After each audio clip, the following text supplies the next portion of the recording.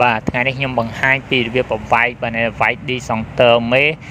ទៅប្រើប្រាស់ជាមួយនឹងទូទឹកកកអញ្ចឹងនៅពេលដែលយើងបិទ disjonctor មេនៅក្នុងផ្ទះរលត់ហើយប៉ុន្តែទូទឹកកករបស់យើងនៅប្រើប្រាស់បានជាធម្មតា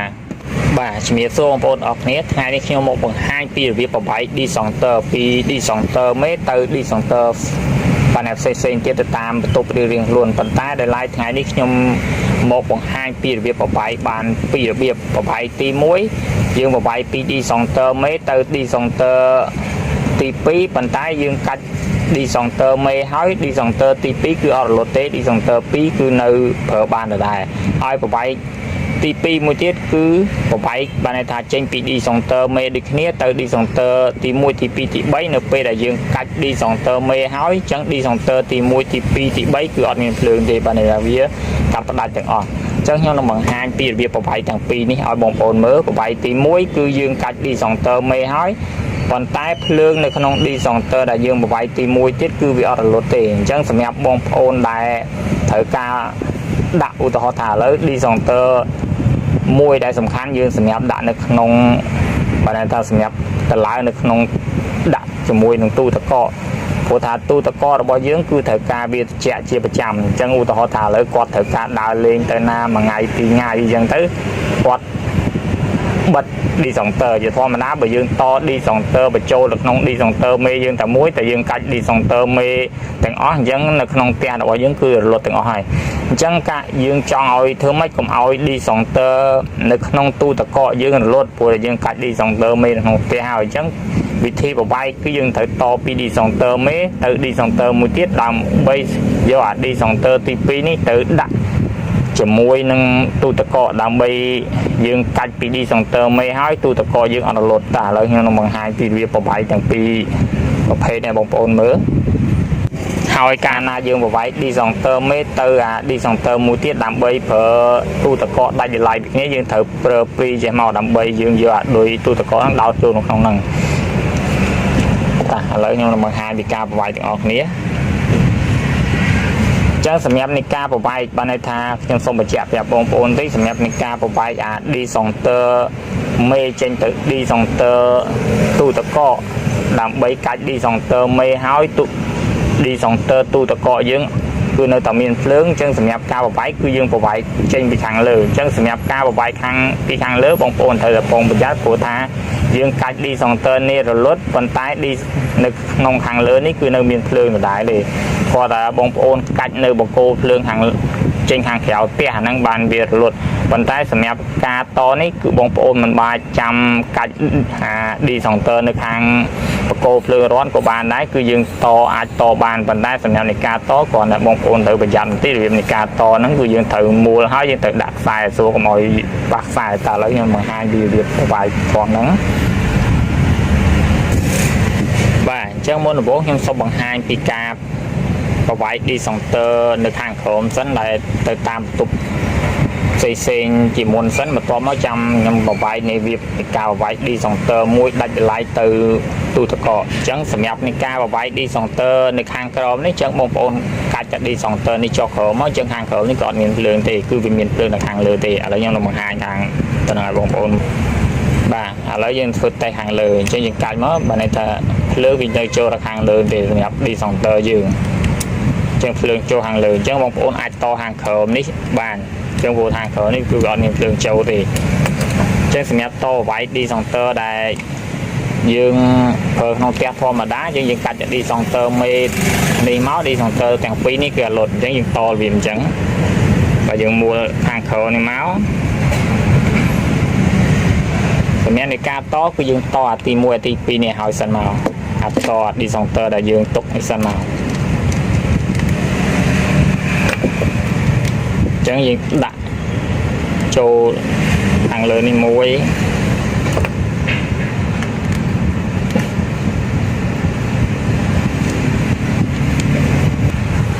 បាទអញ្ចឹងយើងមួខាងលើនេះបាន disjonctor មួយតមក disjonctor មួយទៀតយើងដាក់បញ្ចូលវាមួយទៀតមកបាទតមកយើងរត់វាជាប់បាទអញ្ចឹងយើងបានមួយអញ្ចឹងសម្រាប់ disjonctor មកពោគឺយើងតរបៀបហ្នឹងគឺយើងតទឹកខ្សែប៉ាចូលដូចខ្សែដែលមានភ្លើងហើយខ្សែ ហ្វាមួយចំហៀងនេះចូលទៅខាងក្រោមឌីសង់ទ័រមេគឺតង់ចំណុចខ្សែហ្វាដែរខ្សែពណ៌ខមនេះអញ្ចឹងបងប្អូនដាក់ចូលមកបាទយើងញ៉ុកបញ្ចូលយើងមូលវិបញ្ចូលទៅបាទវាប៉ុណ្ណេះគឺវាបានហើយអញ្ចឹងនៅខាងក្រោមគឺយើងតខ្សែហ្វាចូលផងចំណុចខ្សែហ្វាចឹងយើងដាក់ខ្សែពណ៌ក្រហមមកឌីសង់ទ័រទី1ក៏ពណ៌ក្រហមឌីសង់ទ័រទី2ក៏ពណ៌ក្រហមដែរ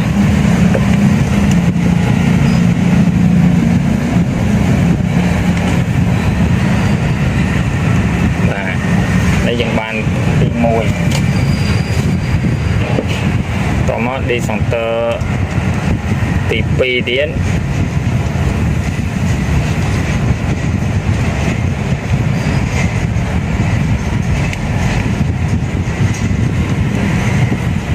បាទអញ្ចឹងវាបានទាំងពីរខ្សែអញ្ចឹងសម្រាប់កន្ទុយខ្សែនៅអញ្ចឹងគឺយើងចេញពីនេះខ្សែពណ៌ខ្មៅគឺយើងចេញពីឌីសង់ទ័រមេនេះដែរអញ្ចឹងសម្រាប់កន្ទុយខ្សែពណ៌ខ្មៅហើយខ្សែនៅអញ្ចឹងយើងចេញពីខាងក្រោមនេះ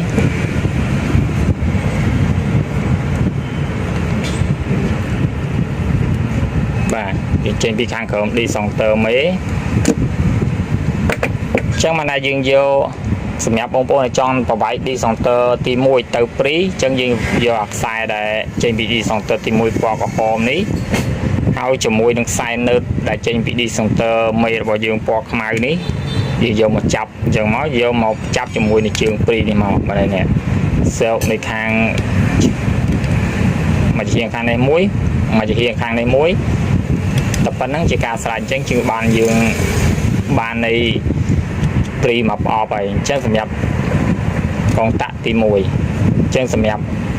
ឌីសង់ទ័រទី1ហើយសម្រាប់ឌីសង់ទ័រទី2គឺយើងតដូចគ្នាដែរអញ្ចឹងយើងយកខ្សែនេះមួយមកយើងដាក់ខ្សែណឺតមកជាហៀងចូលទៅនេះទៀតមកអញ្ចឹងយើងចាប់ពីឌីសង់ទ័រនេះចូលក្នុងជើងព្រីនេះហើយអាខ្សែណឺតពណ៌ខ្មៅចេញពីឌីសង់ទ័រមេមកភ្ជាប់ជាមួយជើងនេះអញ្ចឹងវាបានឌីសង់ទ័រទី2ហើយអញ្ចឹងវាមានការវាយឌីសង់ទ័រនៃទី1ទី2ដោយចេញពីខាងក្រោមនៃឌីសង់ទ័រមេនៅពេលយើងបិទឌីសង់ទ័រនេះចុះក្រោមអញ្ចឹងឌីសង់ទ័រនេះឌីសង់ទ័រទី1ឌីសង់ទ័រទី2នេះគឺរលត់ហើយអញ្ចឹងនៅឌីសង់ទ័រទី3មួយទៀតនៅពេលយើងកាច់ឌីសង់ទ័រនេះហើយអញ្ចឹងឌីសង់ទ័រទី3នេះគឺរលត់ទេអញ្ចឹងសម្រាប់ឌីសង់ទ័រទី3នេះគឺបងប្អូនយក2ប៉ូលមកវាងាយស្រួលក្នុងការតជាងឌីសង់ទ័រ1ប៉ូលព្រោះថាយើងតចេញពីឌីសង់ទ័រមេខាងលើចឹងតាឥឡូវខ្ញុំនឹងបង្ហាញពីរបៀបនៃវាយឌីសង់ទ័រខាងលើចឹងជាដំបូងបងប្អូនត្រូវតែអូសខ្សែជាយកកាត់ខ្សែជា2កំណាត់ចេញមកបានតែក្រហមមួយហើយនិងខ្មៅមួយចឹងសម្រាប់នៃការវាយចឹងបងប្អូនបិទឌីសង់ទ័រនេះហើយបងឌីសង់ទ័រនេះហើយចឹងយើងតពីឌីសង់ទ័រនេះមុនយើងតពីឌីសង់ទ័រវាយនេះមុនហើយសម្រាប់ការវាយឌីសង់ទ័រនេះដាក់នៅក្នុងទូទឹកកកយើងត្រូវអញ្ចឹងយើងត្រូវដាច់តម្លៃពីគ្នាអញ្ចឹងនៅពេលដែលយើងកាត់ឌីសង់ទ័រហើយគឺឌីសង់ទ័រយើងមួយហ្នឹងគឺអត់រលត់ទេអញ្ចឹងយើងដាក់វាយអញ្ចឹងមកដាក់ខ្សែពណ៌ក្រហមចូលមកខ្សែហ្វាមកចូលមកបាទតោះមកយើងរត់វាហើយទៅអញ្ចឹងយើងដាក់ខ្សែពណ៌ខ្មៅមួយទៀតយើងរត់វាជាប់ដូចគ្នាមក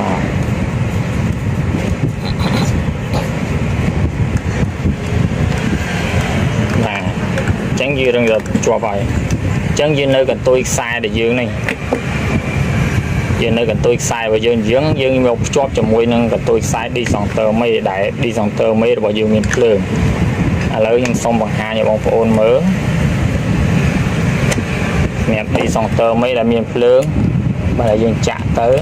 អានេះគឺមានភ្លើងចូលអញ្ចឹងបើខាងនេះគឺខ្សែណឺតអត់មានភ្លើងចូលទេអញ្ចឹងយើងត្រូវតហ្នឹងអញ្ចឹងបងប្អូនត្រូវតខាងហ្នឹងគឺតឲ្យប្រយ័ត្នបន្តិចព្រោះថាខ្សែដែលមានភ្លើងអញ្ចឹងយើងដាក់ទៅយើងអាចឆក់អញ្ចឹងយើងត្រូវមួលឲ្យប្រយ័ត្នអញ្ចឹងដៃដែលយើងមួលតនេះកុំឲ្យយើងប៉ះក្នុងតនេះប៉ះតនេះគឺឆក់អញ្ចឹងយើងមួលទៅខាងលើមកបានហើយដៃយើងទុកឲ្យស្រួលយើងមួលទៅខាងលើបន្តិចមកអញ្ចឹងយើងយកកន្ទុយខ្សែពណ៌ខមហ្នឹងប្រហើបហើយយើងញុកចូលទៅ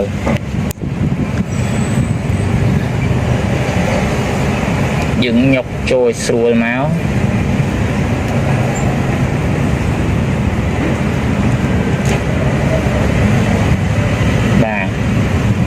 មកយើងរត់វាបញ្ចូលទៅបាទប៉ុន្តែជាការស្រេចអញ្ចឹងយើងបានមួយថងចំណុចហ្នឹងអញ្ចឹងយើងវាស់ផងនេះមើលអញ្ចឹងវានៅមានភ្លើងអញ្ចឹងយើងមកវាស់នៅក្នុង D-Center ដែលយើងប្រវាយនេះអញ្ចឹងវាមានភ្លើងចូលហ្នឹងវាមានភ្លើងចូលហើយអញ្ចឹងនៅខ្សែ node មួយទៀតបាទនៅខ្សែពណ៌ខ្មៅយើងមួយទៀតអញ្ចឹងយើងចុចមូលខាងលើនៅស្រួលដែរមកព្រោះខ្សែ node គឺវាអត់ទៅមានបញ្ហាទេព្រោះវាអត់មានភ្លើងចូលអញ្ចឹងវាអត់មានឆក់ទេអញ្ចឹងវាមិនសូវបញ្ហាដូចខ្សែហ្វាតខ្សែដែលមានភ្លើងទេបាទតែប៉ុណ្ណេះគឺបានហើយអញ្ចឹងយើងវាស់តោះនឹងឲ្យបងប្អូនមើលឃើញទេខាងខ្សែហ្វាមានភ្លើងហើយឥឡូវមកចូលត្រង់នេះមានភ្លើងហើយអញ្ចឹងនៅពេលយើងកាច់ D-Center នេះចុះក្រោមចាក់ D-Center នេះចុះក្រោមអញ្ចឹង D-Center នេះក៏នៅមានភ្លើងដែរ D-Center នេះក៏នៅមានភ្លើងដែរព្រោះតែយើងកាច់ទៅនេះយើងសម្រាប់ D-Center 2នេះក៏អត់មានភ្លើងទេអត់មានភ្លើងទេអញ្ចឹងសម្រាប់ D-Center នេះយើងយកដាក់ទូទឹកកកអញ្ចឹងសម្រាប់បងប្អូនតខាងក្រោមអញ្ចឹងមកយកមូលខាងក្រោមនេះតមកអញ្ចឹងនៅខាងក្រោមនេះគឺអត់មានភ្លើងចូលទេព្រោះយើងបិទ D-Center ចឹងហើយភ្លើងអត់មានចូលខាងក្រោមនេះទេអញ្ចឹងតចំណុចហ្នឹងបងប្អូនអាចតបានស្រួលអញ្ចឹងអត់មានភ័យខ្លាចទៅឆក់ខ្លាចអីទេធ្វើតែហ្នឹងអញ្ចឹងខាងលើយើងដាក់ខ្សែពណ៌ក្រហមខាងក្រោមយើងដាក់ខ្សែពណ៌ក្រហមដែរតំណាងឲ្យខ្សែហ្វាខ្សែដែលមានភ្លើងអញ្ចឹងស្ញាត់ចូលមក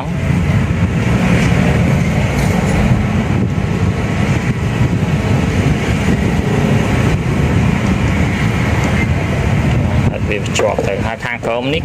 ខាងលើពណ៌ខ្មៅខាងក្រោមពណ៌ខ្មៅដែរបាទអញ្ចឹងខ្សែខាងក្រោមខាងនេះគឺខ្សែពណ៌ខ្មៅអញ្ចឹងយើងដាក់ខ្សែពណ៌ខ្មៅចូលមកចូលមកយើងរត់វាបញ្ចូលទៅ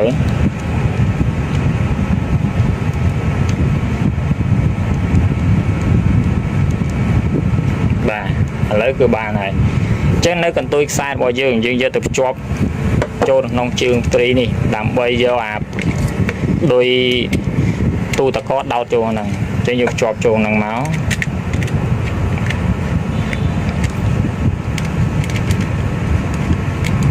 បាទ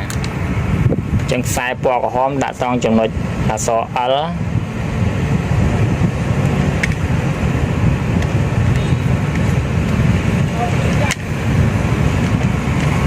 ហើយខ្សែពណ៌ខ្មៅដាក់ត្រង់ចំណុច N បាទងត់ចូលចឹងមក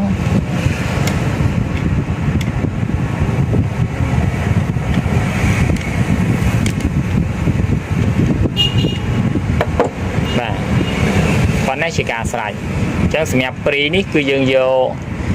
ដោយនៃទូទឹកកកយើងដោតចូលត្រង់ចំណុចនោះអញ្ចឹងកាលណាយើងចង់ដើរលេងយើងតែណាពី3ថ្ងៃអញ្ចឹងយើងបិទតែ D-Center នេះ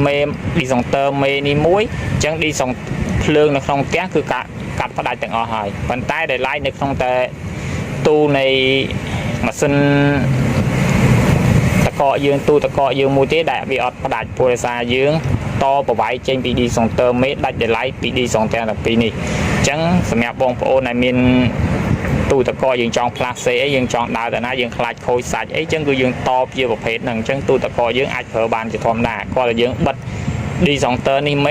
D-Center នេះត្មងអាហ្នឹងបានទូតកកយើងលូតបើយើងអត់បិទ D-Center នេះទេអញ្ចឹងភ្លើងគឺនៅក្នុងទូតកកយើងប្រើបានជាធម្មតាហើយសម្រាប់ការបង្ហាញពីរបៀបប្រវាយ D-Center នេះគឺមានការ comment ពីបងប្អូនយើងដែលគាត់ comment នៅក្នុងវីដេអូរបស់ខ្ញុំដើម្បីឲ្យខ្ញុំជួយបង្ហាញពីរបៀបប្រវាយ D-Center បានថាធ្វើម៉េចនៅពេលដែលគាត់កាច់ D-Center មេបិទហើយទូទឹកកករបស់គាត់អាចប្រើបានជាធម្មតាអញ្ចឹងសម្រាប់ការតគឺគាត់បំបែក D-Center ដោយដែលខ្ញុំបានបង្ហាញហ្នឹងមកបានថាទូទឹកកករបស់គាត់អាចប្រើបានជាធម្មតាហើយដូចនេះសម្រាប់ការបង្ហាញវីដេអូរបស់ខ្ញុំគឺបានបញ្ចប់ត្រឹមតែប៉ុណ្ណេះហើយសូមកុំភ្លេចជួយចុច like និងចុច subscribe នៅលើវីដេអូរបស់ខ្ញុំមួយផងដើម្បីទទួលបានវីដេអូថ្មីៗបន្ថែមទៀតនៅពេលក្រោយសូមអរគុណ